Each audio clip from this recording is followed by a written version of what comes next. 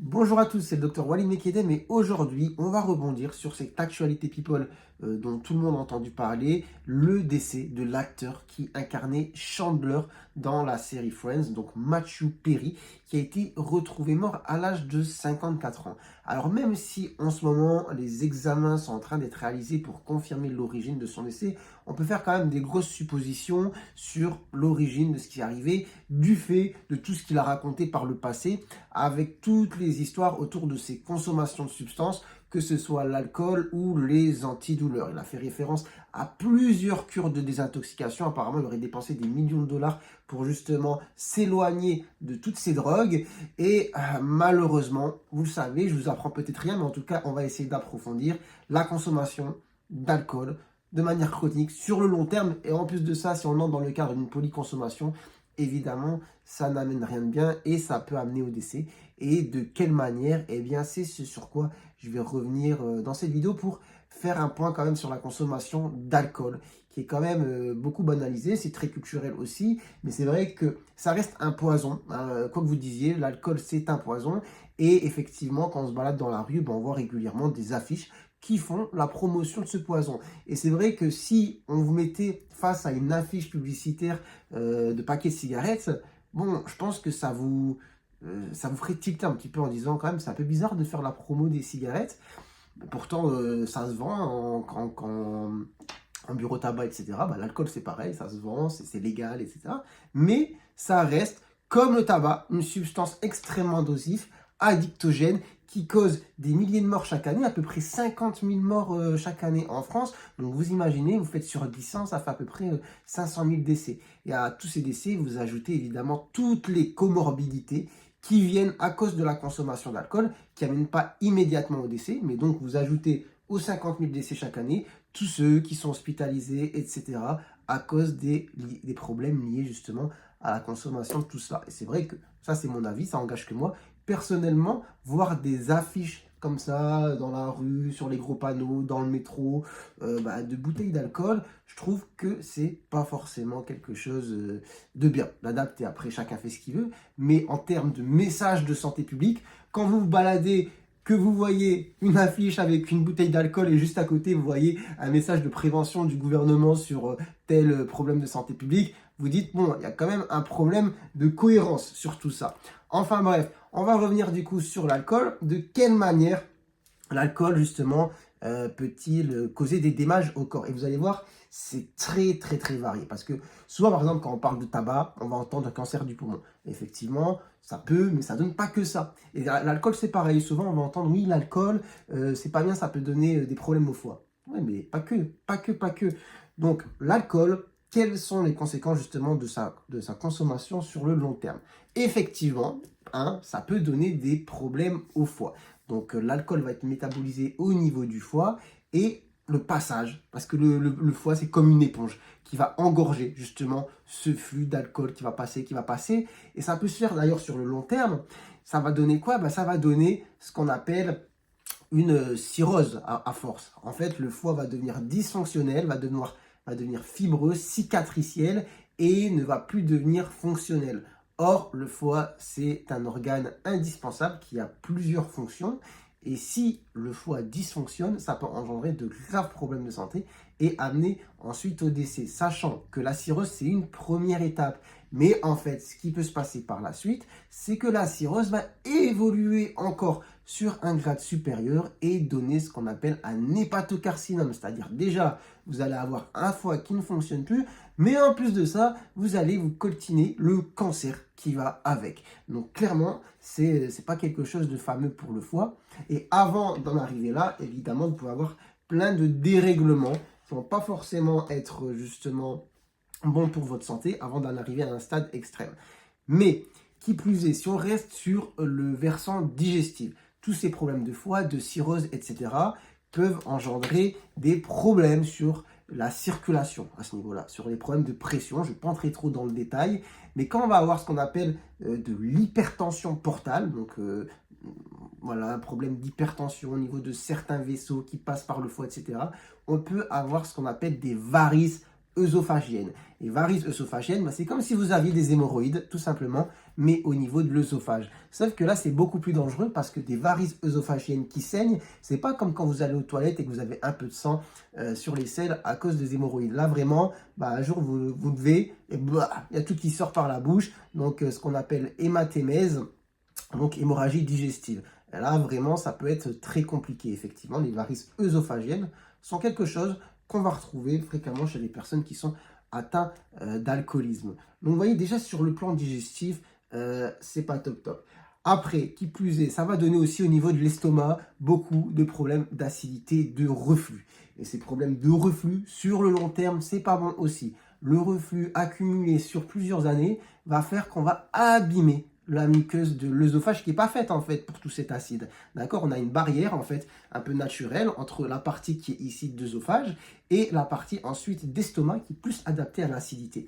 Si l'acide remonte, on va avoir le développement de ce qu'on appelle un endobrachiosophage. C'est un mot compliqué pour dire que l'œsophage se transforme un peu en une muqueuse qui ressemble plus à celle de l'estomac, mais c'est pas normal, pas naturel. Et en général, ça peut dégénérer en cancer, justement au niveau de l'œsophage. Et c'est vrai que l'alcool est grand pourvoyeur de cancer, comme le tabac. Donc c'est vrai que les gens ont en tête problème de foie, mais non, alcool égale aussi cancer. Donc j'ai fait une petite liste parce que de tête, c'est difficile de tout citer comme ça, mais on a le cancer digestif, on a le cancer du côlon, on a le cancer de l'œsophage, on a le cancer aussi du foie, mais après on va avoir par exemple le cancer du sein. Dans les facteurs de risque de développer un cancer du sein, on va avoir la consommation d'alcool. Mais après, il y a des choses voilà, comme le pancréas. Le pancréas, on reste dans la sphère digestive. Bon, le foie et tout ça, je l'ai dit. Après, il y a tout ce qui est ORL, bouche, gorge. Bon.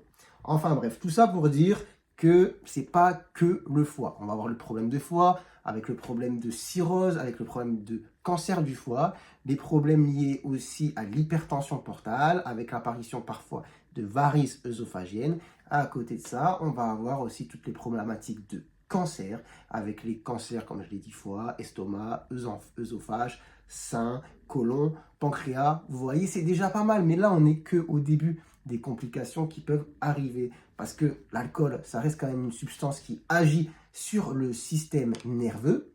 Et du coup, sur le long terme, ça peut donner des gros problèmes, comme des problèmes de mémoire, mais ça peut donner aussi des maladies qu'on va appeler des encéphalopathies, de Guyat, Wernicke, tout ça. Enfin bref, des mots compliqués pour dire que vraiment, ça va vous dégommer le cerveau sur le long terme avec des problèmes de mémoire, d'hallucination, d'équilibre. Enfin bref, quelque chose vraiment qui va vous rendre handicapé tout simplement. Je regarde juste un petit peu mes notes parce que parfois, quand je me mets à parler, c'est un petit peu compliqué de tout dire, mais il va y avoir aussi toutes les complications sur le système nerveux qui ne sont pas forcément centrales, c'est-à-dire là au niveau du cerveau, mais toutes les complications dites périphériques, c'est-à-dire le système nerveux, ce n'est pas que le cerveau, c'est aussi la moelle épinière et tous les nerfs qui vont jusqu'au bout de vos doigts ou au bout de vos pieds. Et on peut avoir des polyneuropathies alcooliques. D'ailleurs, ça ressemble un peu à la même chose qu'on va retrouver dans un diabète mal équilibré qui a évolué depuis très longtemps.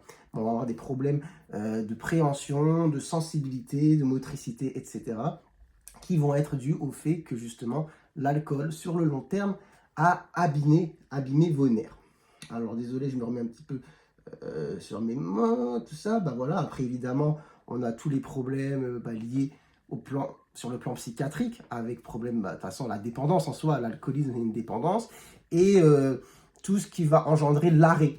Quand par exemple, une personne doit consommer de l'alcool parce qu'elle est dépendante et qu'elle ne peut plus consommer d'alcool. Par exemple, pour une raison d'argent, ou X raison. Ou par exemple, souvent, on va se retrouver, on va voir des films, on a une personne, le héros principal, qui est un gros consommateur d'alcool, et pour X raison, du fait de l'action, etc., qui se passe, on se retrouve dans une situation où on ne peut pas consommer. Qu'est-ce qui se passe? Bim, syndrome de sevrage. En fait, l'alcool, vous ne pouvez pas arrêter comme ça. Quand votre corps, votre cerveau est habitué à avoir cette substance, si vous lui enlevez, bim, vous pouvez faire un syndrome de sevrage aigu qui peut entraîner le décès. C'est ça qui est grave. C'est-à-dire que la consommation en elle-même d'alcool peut engendrer le décès, mais l'arrêt brutal le peut aussi. Donc vraiment, on se retrouve dans une situation où on fait, bah mince, comment on fait? Donc l'arrêt brutal va entrer entraîner donc ce syndrome de sevrage qui va se manifester par voilà, cette sensation de mal-être, ces sueurs, ces tremblements, et ça peut amener même jusqu'aux convulsions, avec aussi parfois le coma, le décès qui va faire suite à tout ça. Donc vous voyez, c'est très dangereux. Donc quand on va arrêter l'alcool, ça doit se faire voilà, de manière cadrée sur le plan médical, avec une aide aussi médicamenteuse, pour éviter justement ce problème de sevrage. Donc franchement, c'est assez compliqué, c'est une prise en charge très très difficile. Donc voilà, donc problème lié au cancer, problème digestif, problème au niveau neurologique, mais aussi problème au niveau cardiovasculaire. Ça peut être un facteur de risque de développer de l'hypertension. Qui dit hypertension, on va dire aussi tous les problèmes liés à l'hypertension, hein, que ce soit les cardiopathies liées à l'hypertension, les problèmes d'accident vasculaire cérébral, tout ce que vous savez, tout ce que vous connaissez qui tourne un petit peu autour des problèmes de cœur et de tuyaux. Mais en plus de ça, l'alcool est une source d'arythmie, donc c'est-à-dire des problèmes de rythme au niveau de l'électricité, enfin des problèmes de conduction de l'électricité au niveau du cœur, qui peut entraîner ce qu'on appelle la fibrillation atriale. La fibrillation atriale, chez certaines personnes, ça peut ne pas être trop grave. D'ailleurs, il y a des personnes qui ont ce qu'on appelle de l'AFA, qui n'ont pas forcément de traitement, voilà. Mais chez certaines personnes, ça peut être très dangereux et aussi faire décompenser pas mal d'autres pathologies et créer des poussées d'insuffisance cardiaque, par exemple. Donc voilà, c'est vraiment aussi quelque chose de très dangereux. Donc en tout cas, ça a des conséquences sur le système cardiovasculaire, avec toutes les conséquences peut-être que vous pouvez connaître qui sont liées justement au cœur qui dysfonctionne, à la tension qui dysfonctionne, aux tuyaux qui dysfonctionnent, etc. Donc franchement, pas top. Je regarde un petit peu ce que j'ai noté. Bon, en tout cas, sur le plan du cœur, c'était à peu près tout ce que je voulais dire. Et après, évidemment, on a aussi toutes les conséquences sociales. Là, pareil, j'invente pas l'eau chaude en vous disant que vous voyez que les personnes qui s'enferment là-dedans dans l'alcool commencent régulièrement aussi à avoir des problèmes d'argent, des problèmes de retrait, d'isolement social. Souvent, du coup, au travail, c'est compliqué, elles perdent leur travail. Et après, c'est un engrenage avec aussi, l'isolement, les divorces, tout ce que ça engendre. Et du coup, après, ça se termine avec un repli sur soi, seul, avec la boisson, la consommation. Et à ça se rajoutent tous les problèmes de santé que j'ai dit. Et évidemment, dans ce contexte où vous avez cette dépendance, cet isolement, les problèmes de santé qui s'ajoutent, on peut avoir aussi tous les problèmes type dépression alcoolique, la dépression peut amener à quoi vous savez, au suicide. Donc vous voyez, de plein de manières différentes, l'alcool peut vous bousiller la santé et vous amener au décès. C'est une grande source d'hospitalisation en France et une grande source de décès. Je ne sais pas si vous vous rendez compte, quand je dis 50 000 décès par an, mais c'est énorme en fait. Donc on n'en parle pas trop, peut-être qu'on en parle, qu'on n'entend pas, mais quand c'était la période du Covid, et j'ai plus de chiffres en tête, si on avait dit, je pense que la première année, c'était 50 ou 60 000 décès à cause de ça, les gens étaient waouh, autant, vous imaginez que chaque année, c'est à peu près la même chose avec l'alcool, et ce depuis perpète. Et pourtant, on continue à faire des affiches dans le métro avec un petit message en bas en disant à consommer avec modération. Donc, après, c'est chacun, comme j'ai dit, fait ce qu'il veut. Moi, en tant que médecin, je vous donne le message en disant que l'alcool, c'est pas bon pour la santé. Et puis voilà, tout simplement. Tout simplement. Donc voilà, je regarde juste un petit peu s'il y a des choses sur lesquelles je voulais revenir. Non, j'ai à peu près tout dit. Système nerveux, les isolements, les problèmes cardiovasculaires, les problèmes de cancer, les problèmes de tube digestif. Après, évidemment, il y a tout ce qui est aussi accident, blessure.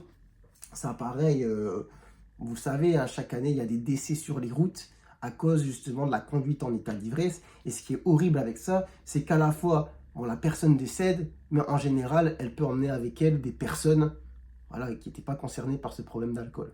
Donc ça, vraiment, c'est horrible. Franchement, ça... Bref. En tout cas, voilà, donc je voulais pas dire. Et après, évidemment, il y a un dernier truc qui n'est pas sur la consommation justement chronique, mais sur la consommation aiguë. On peut se retrouver avec des personnes qui, lors d'un X événement, consomment trop par rapport à ce qu'elles sont l'habitude de faire, ou voilà, une consommation excessive, on arrive sur une intoxication alcoolique aiguë, bah voilà, qui peut entraîner un coma et le décès aussi. Donc voilà, souvent on peut avoir ça dans les grosses soirées, grosses fêtes et tout et tout. Voilà.